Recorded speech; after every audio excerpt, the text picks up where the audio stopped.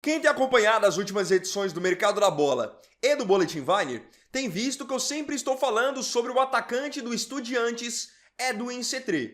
E por que eu passei a falar tanto sobre o Cetré? Porque ele por muito pouco não tinha se transferido para o Atlético Paranaense. O Atlético Paranaense ia pagar 6 milhões de dólares para tirá-lo do Estudiantes e ele passaria a ser a contratação mais cara da história do Furacão.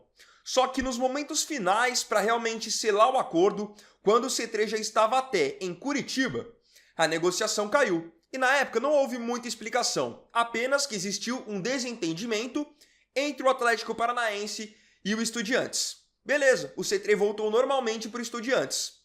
Quando chegou nos últimos dias, ele iniciou negociações com o Boca Juniors e já estava tudo muito bem encaminhado para que o C3 se transferisse então para o Boca. O problema foi que, de acordo com o jornalista César Luiz Merlo, a negociação, da mesma forma que tinha caído com o Atlético Paranaense, caiu com o Boca também.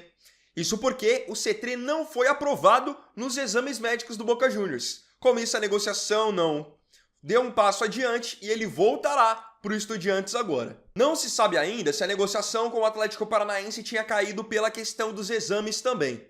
Mas se tiver caído também para o Atlético da mesma forma que caiu para o Boca, os times estão mais do que certos em não contratar um jogador que está bichado, como a gente costuma dizer na linguagem do futebol. Porque se você contrata esse cara e depois ele tem algum problema, isso afeta o seu planejamento para a sequência da temporada. Agora, pelo lado do C3, fica até uma questão de chateamento, porque ele acabou de perder duas excelentes oportunidades.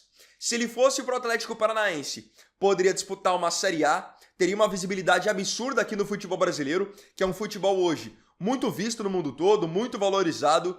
E ele não ter ido para o Boca também é uma grande perda. Boca é um time extremamente tradicional, que praticamente todo ano joga a Libertadores, não tem mais a mesma força de outros anos, mas ainda é o Boca, um time gigantesco.